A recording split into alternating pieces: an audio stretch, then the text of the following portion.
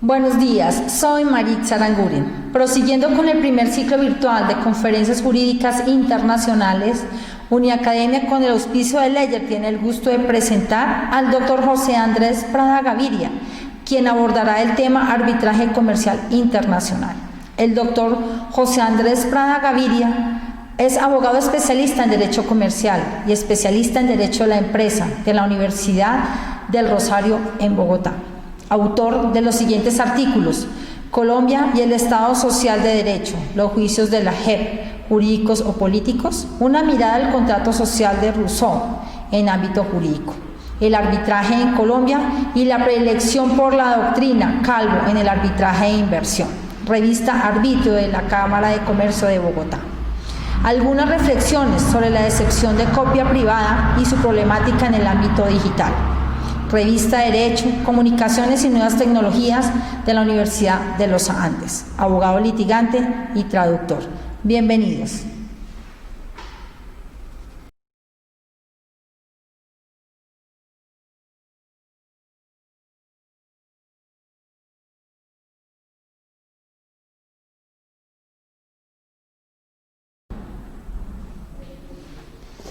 El día de hoy les hablaré sobre el arbitraje comercial internacional. Empezaré diciendo qué es el arbitraje.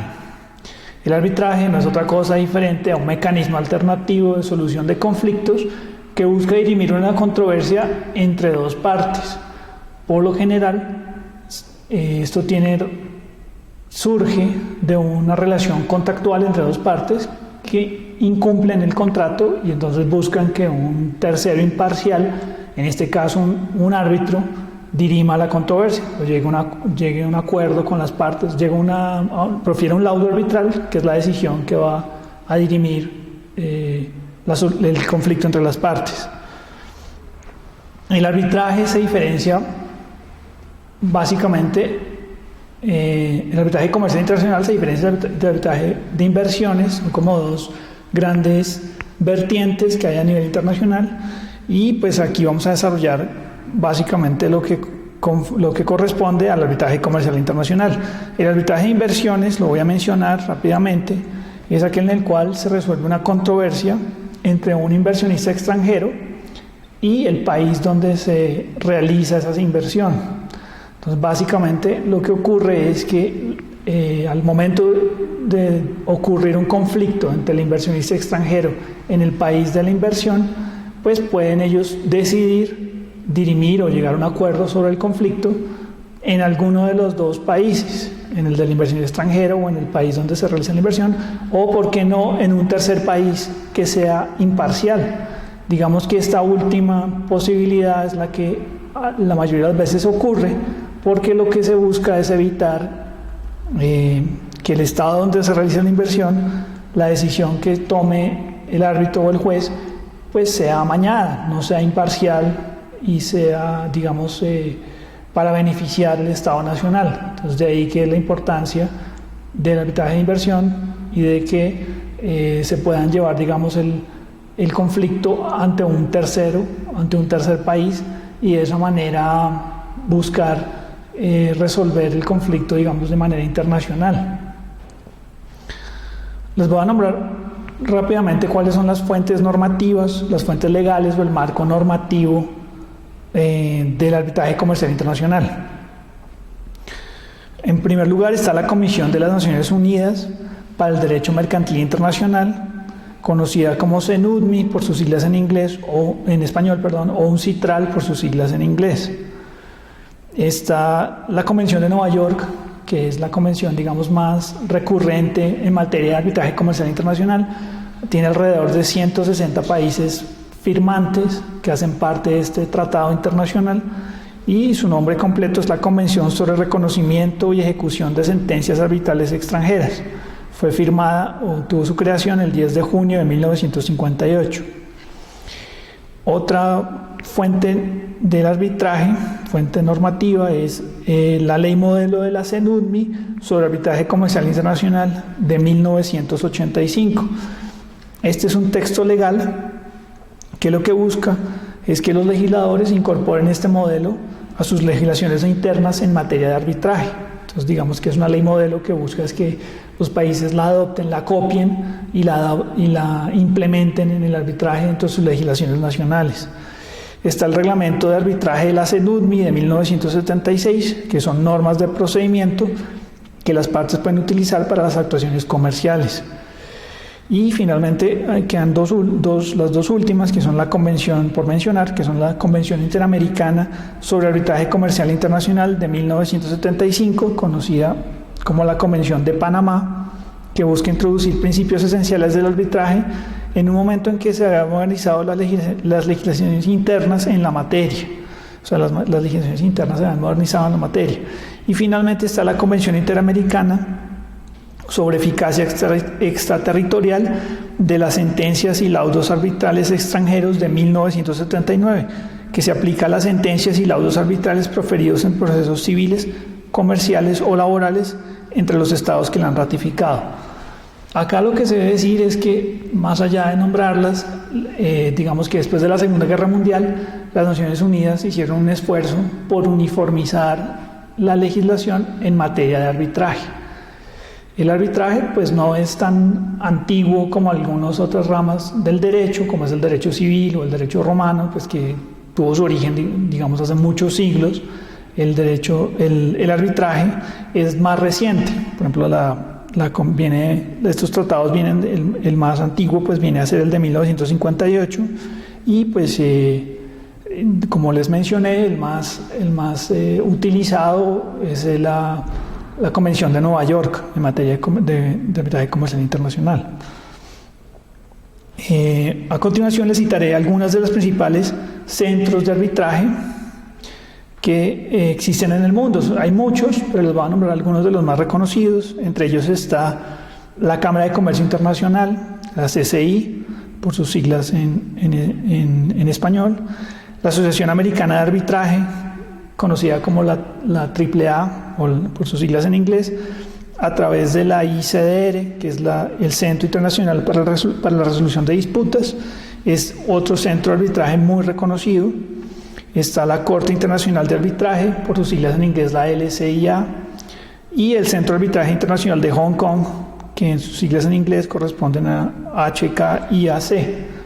Estos centros de arbitraje pues tienen la ventaja de que son centros muy reputados y las partes, cuando deciden acudir al arbitraje, pues si se someten a estos centros de arbitraje, se someten a sus reglamentos y se someten a los árbitros que allá están registrados. Hay un listado de árbitros, los cuales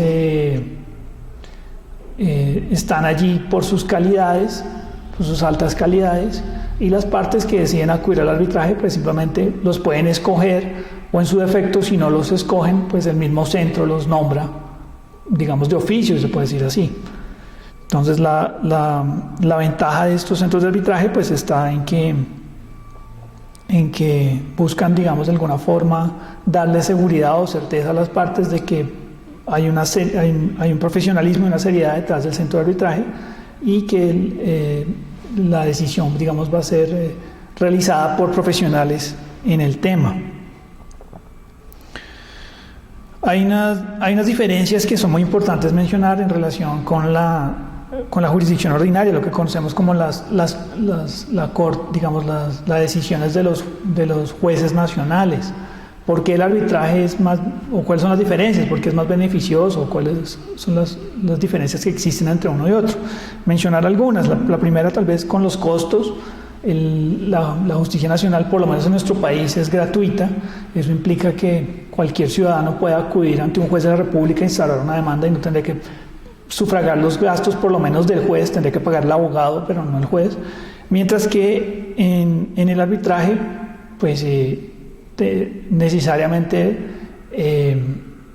digamos que se tiene que pagar una suma de dinero, pero como se trata por lo general de empresas internacionales, como en el caso de arbitraje, pues son de cuantías muy altas y los árbitros pues obviamente cobran unos honorarios y el arbitraje está montado a ese esquema de que tienen que pagar unas sumas de dinero que podrían ser pues significativas para un ciudadano común, pero tal vez para las empresas les pueda resultar, si bien no dependiendo del caso, pueden ser muy altas o muy bajas, pero digamos que son razonables con relación a los beneficios, que es a lo que voy, que por ejemplo el arbitraje es mucho más eficiente que lo que se lleva ante la jurisdicción ordinaria, porque los árbitros pues son especialistas en los temas, mientras que los jueces pues si bien tienen conocimiento, tienen que decidir sobre muchos temas y son generales, ¿no? Si bien están clasificados también por ramas, pero digamos que los árbitros tienen esa connotación, y es que son especialistas sobre el tema que se va a decidir. Entonces son especialistas en esa medida, es otra diferencia. Y la celeridad también del proceso, mientras que un proceso ante un juzgado puede durar muchos años, esto no es tan cierto con el arbitraje. Un arbitraje, por mucho, o pues digamos que el tiempo más frecuente que puede demorar es alrededor de 6 meses. Un litigio puede demorar 6 meses, entonces en esa medida digamos que es mucho más eficiente, o mucho más rápido por lo menos. Y bueno, el otro tal vez no estaría a favor del arbitraje, pero es otra característica, y es que otra diferencia, y es que si bien los casos llevados ante la jurisdicción ordinaria o ante los jueces nacionales en su mayoría pueden ser apelados cuando digamos las circunstancias así lo permitan, esto no es tan cierto en el arbitraje. El arbitraje no tiene una segunda instancia, no tiene revisión. Una vez proferido el laudo, como vamos a ver, podría declararse nulo eventualmente de cumplirse unos requisitos, pero si no es el caso, no es sujeto de revisión por un segundo juez, como sería el caso de la apelación. No hay una segunda instancia. Acá también es importante mencionar que el arbitraje nace de la voluntad de las partes. Es decir, si una de las partes no quiere ir a arbitraje, pues sencillamente no se le puede obligar. Es algo que nace de la voluntad de las partes. Es decir, ambas partes tienen que tener la voluntad de acudir al arbitraje y de someterse a la decisión de los árbitros que han escogido. Pero es muy importante mencionar eso. Es decir, no se puede obligar a una parte forzosamente a ir a arbitraje. Bueno, ¿cómo surge, digamos, jurídicamente el arbitraje? Hay dos formas de que nazca el arbitraje. La primera es que se contempla en un contrato, en una cláusula que se llama cláusula compromisoria, y no es otra cosa diferente a una cláusula en la cual se prevé que en caso de que el conflicto surja o el incumplimiento entre las partes surja, pues se dirima el conflicto ante un tribunal arbitral. Como lo mencionaré, o lo voy a mencionar de una vez, el tribunal arbitral puede ser constituido por 1 o por 3 o por 5 o por 7 árbitros. ¿Cuál es la lógica detrás de esto? Que cualquier decisión que se adopte pues no se empate, sino que siempre sea dirimida por un número impar de árbitros. Lo más frecuente es que sea 1 o 3 árbitros, pero pues hay casos que se han visto que se necesitan más árbitros según la complejidad, digamos, del litigio, del problema, del conflicto de intereses, el cumplimiento que se esté llevando a cabo. Entonces, esa es la primera. La cláusula compromisoria es el primer mecanismo que, digamos, hace nacer el arbitraje. Cuando una vez surge el incumplimiento, digamos, se prevé que antes de que surja el incumplimiento, las partes especifiquen en una cláusula cómo se va a dirimir el conflicto, cuántos árbitros van a constituir, ante qué centro de arbitraje. Para algunos es muy importante la redacción de la cláusula para que después no vayan a haber problemas, pero digamos que eventualmente se podría llegar a ajustar las condiciones o lo que se estipuló allí en la cláusula, si es que se deja algún vacío o se deja algo para futuro. Y el otro mecanismo que da nacimiento al arbitraje pues es lo que se conoce normalmente en la legislación nacional, pero pues internacionalmente también, como el compromiso o el acuerdo arbitral, que se presenta una vez que se dé el incumplimiento o el conflicto entre las partes, o la controversia entre las partes. Entonces, en ese caso ya no se prevé en una cláusula compromisoria, sino que surge el conflicto y entonces las partes dicen, bueno, acudamos a un arbitraje, queremos que esta decisión sea dirimida a través de un árbitro o de varios árbitros, como les mencioné. Entonces, digamos, estos son los dos mecanismos que dan origen al arbitraje como tal. Hay unos principios muy importantes que rigen el arbitraje internacional, el arbitraje comercial internacional, como lo es el principio de la separabilidad de la cláusula arbitral. Este principio no dice otra cosa diferente a que, digamos, la suerte del arbitraje está separado o es independiente de la suerte del contrato. Es decir, que el contrato podría declararse nulo, pero la cláusula compromisoria, donde está contenida el arbitraje, subsiste. Es decir, no tiene la misma suerte del contrato, sino que subsiste, y en esos eventos pues tiene que llevarse a cabo el arbitraje, porque así lo pactaron las partes. Entonces le podían declarar nulo el contrato, pero digamos la cláusula arbitral no sigue la misma suerte del contrato. Y el otro gran principio es el principio de competencia, o el principio de competence, que para la mayoría de los doctrinantes tiene dos efectos, un efecto positivo y un efecto negativo, siendo el efecto positivo aquel en el cual los árbitros tienen la posibilidad de pronunciarse sobre su propia competencia, es decir, ellos deciden si son competentes o no para asumir la controversia, y se pronuncian frente a las excepciones de las partes en relación con la existencia, validez o el alcance del convenio arbitral.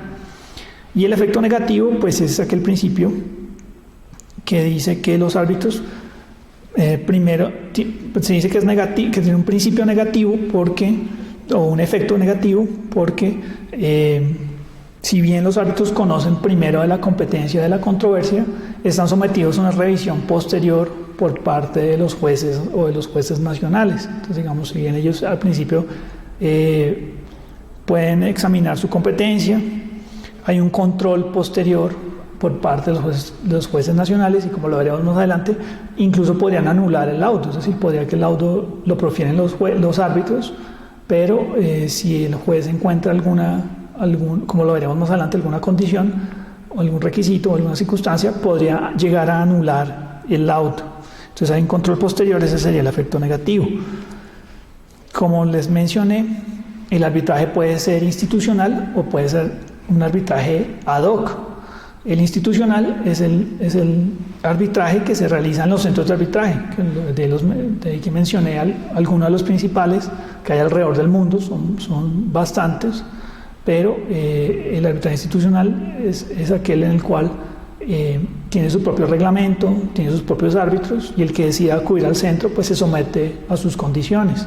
Son muy reputados, y pues también dependiendo de la cuantía del asunto pueden ser de gran costo o bajo costo, pero digamos da cierta seguridad porque son centros que tienen bastante experiencia y las partes los utilizan mucho para dirimir las controversias. Por otra parte está el arbitraje ad hoc. El arbitraje ad hoc es aquel en el cual ya las partes no acuden a un centro de arbitraje, sino que acuden por su lado, por su parte, valga la redundancia, a escoger un árbitro. Entonces lo escogen de común acuerdo, y en ese caso ya no se someten, ellos mismos pueden, digamos, decidir cómo van a escoger el árbitro. Entonces en esa medida esos son, digamos, los dos mecanismos. Las partes dentro del arbitraje pues vienen a ser las partes incumplidas, que por lo general son empresas del mundo comercial, del derecho comercial, que tienen cada uno su propio abogado. Entonces tienen sus dos abogados que los van a representar, y va a estar el tribunal arbitral, que así se denomina, que son los árbitros, que siempre va a ser un número impar, con su respectivo secretario, que es el que les va a auxiliar en la tarea. Y pues los árbitros, siempre va a haber un presidente, que es el que va, digamos, a desempatar la decisión. Cuando es uno, pues no hay problema, pero cuando sean tres o más, es el que desempata la decisión, y es el que toma la decisión final.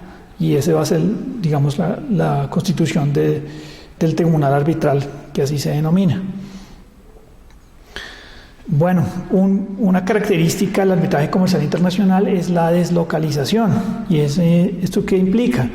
Que el arbitraje pueda llevarse a cabo en otro país diferente al lugar donde surgió el conflicto. Entonces vamos a poner un ejemplo. Supongamos que se realiza un contrato comercial internacional, es decir, una parte es una empresa en Colombia y la otra parte es una empresa estadounidense. Celebran un contrato, digamos que prevén el conflicto, ocurre el conflicto, la controversia, y entonces deciden que se van a arbitraje. Entonces, la deslocalización lo que dice es que, bueno, las partes en principio podrían decir, oiga, el incumplimiento es un contrato de franquicia, digamos que es un contrato de franquicia que se da en Colombia y hay un incumplimiento con relación a ese contrato. Entonces, las partes pueden decir, oiga, en primera instancia podrían decir, oiga, resolvámoslo en Colombia o resolvámoslo en Estados Unidos, pero el arbitraje comercial internacional no solo permite esas dos posibilidades, sino que el arbitraje se ha llevado a un tercer país que se considere imparcial. Entonces podrían llevar ese arbitraje, por decir algo, a México o, ¿por qué no, a Londres, someterse a un centro de arbitraje de esos países o escoger unos árbitros de esos países y llevarse el arbitraje para allá. Entonces en esa medida se puede, digamos, como su palabra lo dice, deslocalizar el arbitraje y permitir que se lleven ante un tercer país neutral. Allí lo importante o lo que se recomienda cuando ocurre eso es que el tercer país que se escoja pues tenga una legislación parecida a la del país donde se va a aplicar finalmente el laudo arbitral. En este caso sería una legislación muy similar a la de Colombia, para que cuando se vaya a aplicar el juez que va a revisar el laudo pues no lo anule, sino que lo pueda aplicar. El otro tema también importante es la lex arbitri. ¿Qué significa la lex arbitri dentro del arbitraje comercial internacional? Es la ley que va a regir el procedimiento del arbitraje. Por lo general, esa ley es la ley de la sede del arbitraje. Entonces, volvamos al ejemplo. En el caso del conflicto entre Colombia y Estados Unidos, escogen México o escogen Inglaterra, y entonces esa sería la sede arbitral, ese país. Y entonces la ley que aplicaría, la lex arbitri, sería la de ese país. Pero puede ocurrir que las partes decidan no aplicar la ley de México, sino radicarse en México, pero aplicar una ley de derecho comercial o unos principios de derecho comercial, que es lo que se conoce como la lex mercatoria. Entonces podrían aplicar unos principios, como les voy a explicar a continuación, que podrían ser del unidroit o de los Incoterms, que hacen parte de lo que se conoce como la lex mercatoria. Brevemente les hago una explicación histórica de cuándo surge la lex mercatoria. La lex mercatoria surge en Europa cuando finaliza la Edad Media, y es el resurgimiento del comercio, principalmente el resurgimiento del comercio marítimo. Entonces surge el comercio marítimo y surge una nueva clase de comerciantes, o digamos surgen los comerciantes como tal, y ellos, aburridos, digamos, de las prácticas rígidas del derecho civil, recurren a unas nuevas prácticas que son más eficientes, acordes con el dinamismo del comercio, y entonces adoptan, digamos, una serie de principios y de prácticas que son reiteradas, las repiten en el tiempo, y es lo que se convierten con el tiempo en la lex mercatoria. Algunos ejemplos de ello sería el contrato de transporte o el contrato de seguros, que era muy común, digamos, al momento de trasladar un bien de un puerto al otro. Entonces, esta es la lex mercatoria, esos son sus orígenes, ha ido evolucionando con el tiempo, y hoy en día, como les había mencionado, se conocen como los principios el unidroit, que son reglas generales que regulan contratos de derecho comercial internacional, que son obligatorias por la voluntad de las partes y no por la voluntad estatal expresada en leyes y tratados internacionales. Entonces son, digamos, normas de derecho comercial, son reglas de derecho comercial que son utilizadas con cierta frecuencia y que ayudan, digamos, a los comerciantes en sus transacciones comerciales. Y el otro ejemplo son los Incoterms de la CCI, de la Cámara de Comercio Internacional, que algunos ejemplos son el FOB y el CIF. El FOB es Free on Board, por sus siglas en inglés, que quiere decir pues libre de impuestos, y es el que se utiliza, por ejemplo, cuando se pone una mercancía en el puerto. Entonces se dice, oiga, listo, negociémosla, pero entonces quítanle los impuestos, se puede llegar a negociar esto. Y todas estas herramientas, digamos, que permiten agilizar el comercio, son las que constituyen o conforman la lex mercatoria, y las partes en un arbitraje, en vez de recurrir, digamos, a regirse exclusivamente por una ley nacional, pueden decidir que sean estos principios de comercio los que rijan el procedimiento del arbitraje, entonces, que se rija, digamos, por esas reglas. o la solución se rija por esas reglas. Esto implica también que cuando se dejan vacíos o cuando se escoge, digamos, que el procedimiento del arbitraje o que el arbitraje se rija por estas reglas, pues que se suplan vacíos por la ley nacional que se ha escogido, que es la ley de la sede del arbitraje. Entonces, digamos que la ley de la sede del arbitraje puede llegar a complementar los vacíos que dejan al escoger estos principios de comercio general. Entonces, como estamos viendo, el arbitraje internacional, o el arbitraje comercial internacional, permite que las partes confeccionen cuál va a ser el procedimiento que los va a regir. No solamente pueden escoger, digamos, quién los va a arbitrar, las partes, ellos pueden escoger las partes, el procedimiento y el país, pueden escoger incluso un tercer país neutral, si así lo consideren, y eso permite que sea mucho más flexible y mucho más dinámico, acorde con el, digamos, con el espíritu del derecho comercial, que está relacionado con ese dinamismo en las relaciones contractuales. También resulta oportuno mencionar el tema de las medidas cautelares y digamos que surge, digamos, el tema de que se constituye el tribunal arbitral, pero esto toma un tiempo, unos días, y a veces la controversia no da tiempo, no da espera, y requiere que alguien intervenga y adopte medidas cautelares precisamente para evitar que una de las partes sea insolvente, por ejemplo, o para preservar un bien, que es, digamos, un bien consumible o un bien que se pueda agotar o se puede terminar.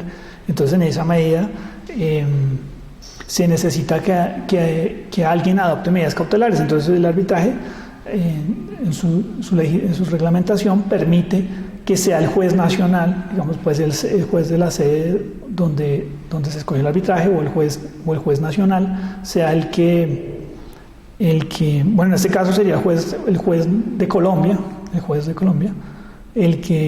Justicia Nacional, el que adopte las medidas cautelares directamente, y en esa medida,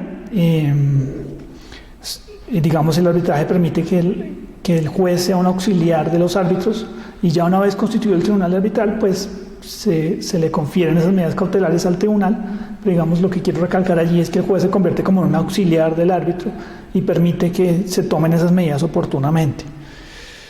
Entonces hay una colaboración, digamos, probatoria con la Corte Nacional. La Corte Nacional ayuda, digamos, a recopilar información probatoria, testimonios, toda esta serie de elementos.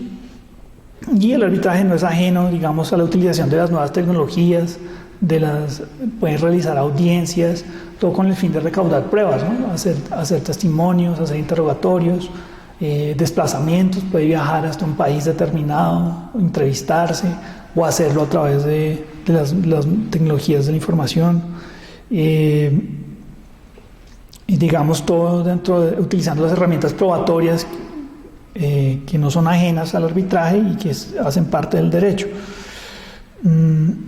Y el otro punto allí necesario recalcar es que en el derecho siempre han existido dos grandes corrientes, que es el derecho continental europeo y el derecho anglosajón o el common law. Son esas dos grandes vertientes que existen en el derecho internacional. Entonces, esto no es ajeno al arbitraje, y si bien hoy en día las diferencias son mínimas, es importante al momento de escoger un árbitro, tener en cuenta, digamos, el origen de dónde proviene. Si es un juez anglosajón, dependiendo si el conflicto tiene una parte que es del common law o es del derecho continental, hay que mirar todas esas diferencias y tenerlas en cuenta al momento de resolver el arbitraje o de escoger, digamos, las partes que van a resolver el arbitraje. Con lo que quiero decir es que esas diferencias también se ven marcadas en el arbitraje, y un ejemplo de ello es la preparación del testigo. Por ejemplo, es muy común que en el derecho, el common law, se prepare el testigo, uno de los abogados prepare al testigo y le diga más o menos cómo tiene que contestar y hacia dónde tiene que dirigir, mientras que digamos que en el derecho continental europeo, por lo menos en la teoría esto no es tan cierto, no sé en la práctica, no sé qué tan cierto sea, pero en la teoría no es tan cierto. Entonces hay elementos del common law que también influyen en la forma como van a proceder los árbitros, y es importante tener en cuenta que esas diferencias pues existen. Bueno, la importancia de elegir la sede internacional, tal vez ya la mencioné, y es que debe tener la misma legislación, debe tener una legislación parecida, la de la sede del arbitraje, parecida al lugar donde se va a ejecutar el laudo arbitral. Esto para evitar que la Corte Nacional, que es la que hace la evaluación final, no anule el laudo arbitral. Y también es oportuno señalar que el arbitraje pues también está regido por unos principios éticos. Existen las guías, eso es un ejemplo, las guías IVA, que son las del International Bar Association, como la Asociación Internacional de la Barra de Estados Unidos, que tiene una serie de normas que no son de carácter obligatorio, pero como su nombre lo dice, son unas guías que buscan dar como unas luces en materia de ética. Y allí, pues lo que se dice, eso sí está, digamos, en las leyes nacionales, y es que se busca que los árbitros sean imparciales e independientes. Es decir, las partes cuando acuden un árbitro lo que buscan es que sea imparcial e independiente y que la decisión sea lo más ecuánime posible. Esto a veces es difícil en la práctica porque hay ejemplos como aquel en el cual una de las partes, digamos, ha tenido una relación laboral con una de las, valga la redundancia, con una de las partes de la controversia, y en esa medida lo que se busca es que los árbitros sean muy honestos y digan, no, yo no puedo, me considero impedido porque trabajé con esta persona, o esta persona me pagó, ya no voy a ser imparcial. Entonces la idea es que tengan esa neutralidad, y en caso de que no sea así, pues que lo digan antes de asumir el cargo. De todas formas, si se llegase a demostrar que un juez está cargado hacia una parte u otra, el término es recusarlo y podrían, digamos, nombrar otro árbitro en su reemplazo. Pero sí, a veces es una zona gris porque es muy difícil llegar a determinar hasta qué punto, si está uno metido, digamos, en el mismo ámbito que los demás, las empresas y los abogados, en el mismo ámbito, digamos, comercial, hasta qué punto llegar a determinar que podrían llegar a verse influenciados solo por el hecho de conocer una de las partes. Pero, digamos, es muy claro que es importante que los árbitros sean neutrales y que esa neutralidad se trate de preservar lo más íntegramente posible. Bueno, el laudo arbitral, mencionar que el laudo arbitral internacional, esto como a nivel anecdótico, bueno, no sé, comentario, decir que el laudo arbitral por lo general tiene una diferencia del nacional, como por lo menos los de Colombia, en el sentido que los laudos de acá son muy elaborados y muy extensos, tienen muchas páginas, están muy bien estructurados, no por esto son buenos o malos, sino que pues esa es la forma como estructuramos acá los laudos. Internacionalmente esto a veces no es tan cierto, y los laudos internacionales son mucho menos extensos, son más cortos, 5 o 7 páginas. Eso es como una diferencia que se podría recalcar. Y el otro tema es la labor del secretario. Los secretarios, internacionalmente el secretario es un auxiliar, como su nombre lo dice, que lo que busca es acercar a las partes, facilitar los medios técnicos de comunicación, o buscar que las instalaciones sean las adecuadas, toda esta serie, que la comunicación sea idónea. Mientras que el árbitro aquí, por ejemplo en Colombia, pues prácticamente es un auxiliar el secretario es prácticamente un auxiliar de los árbitros. El secretario se involucra más también lo involucran en la redacción y la estructuración del laudo. Eso es como unas diferencias. Y llegamos al tema de las nulidades. Como le ha mencionado, digamos que el laudo se dicta, en nuestro ejemplo que hemos puesto, ya sea en México o en Inglaterra, y se tiene que aplicarse, digamos, tiene que tener efectos en el lugar donde surgió la controversia, en este caso sería Colombia. Entonces digamos que ya dictaron el laudo, Lo que dice la teoría, y así es que la parte vencida o la parte perjudicada con la decisión pueden intentar anular el laudo. Y esa anulación la puede hacer en dos instancias, la puede hacer en dos lugares: en la sede del arbitraje, que podría, en este caso sería Inglaterra o México, como decíamos, o esa es la primera instancia, o la otra la podría anular en el país donde surgió la controversia, en este caso en Colombia.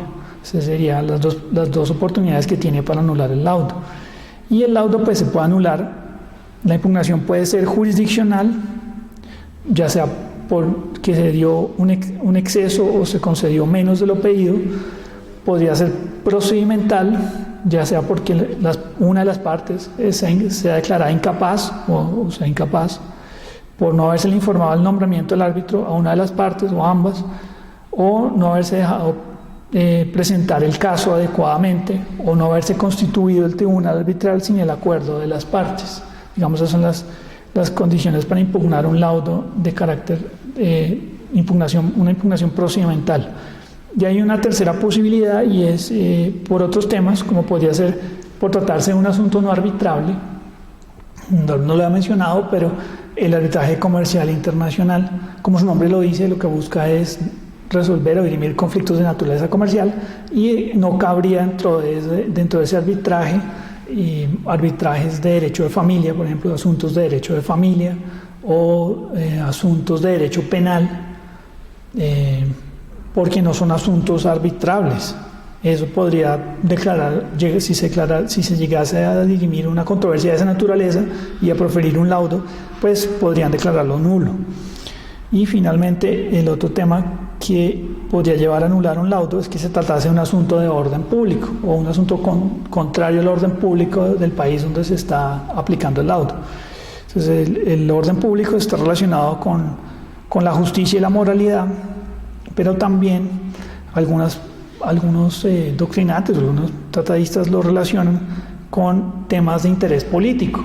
Entonces, tal vez mencionar un ejemplo, y es que tal vez es más común en el arbitraje de inversión, pero es un ejemplo válido, y es que cuando se trata, por ejemplo, de arbitrajes de hidrocarburos o de petróleo, los países pueden llegar a tomar decisiones que no perjudiquen sus intereses nacionales y podrían llegar a tumbar un laudo por querer proteger un interés político. En el derecho comercial pues se trata de temas de orden público, pero si algún país podría verse perjudicado por una decisión de un árbitro que consideraba contrario al interés nacional, podría llegar a declarar nulo ese laudo. Finalmente, decir que el laudo es reconocido por la Corte Nacional, por el país nacional, y podría darse el caso teórico, que no es tan común, que por ejemplo cuando es un contrato entre dos partes o entre dos empresas, comerciantes, empresas del derecho comercial, o que les rige un tema de derecho comercial, pueden celebrar contratos en diferentes partes. Entonces, digamos que es un contrato multiparte y que lo deciden llevar a arbitrajes. Por un ejemplo, en ese caso, si se declarase la nulidad del laudo en un país, teóricamente en los demás países podría llegar a aplicarse el laudo. Digamos, el laudo en esa medida podría tener vida en los demás países y anularse en el que en la Corte Nacional o en una de las cortes lo anuló. Entonces, digamos, eso teóricamente podría llegar a ocurrir. Y bueno, de esta forma considero que les he expuesto, digamos, los principios o los conceptos generales del arbitraje comercial internacional. Espero haber sido claro y bueno, entusiasmarlos a conocer sobre este tema de gran vigencia y actualidad, y que como el derecho pues es bastante dinámico y sigue, digamos, evolucionando con el transcurso del tiempo, y bueno, que hace parte, digamos, del derecho y es de gran importancia. Gracias.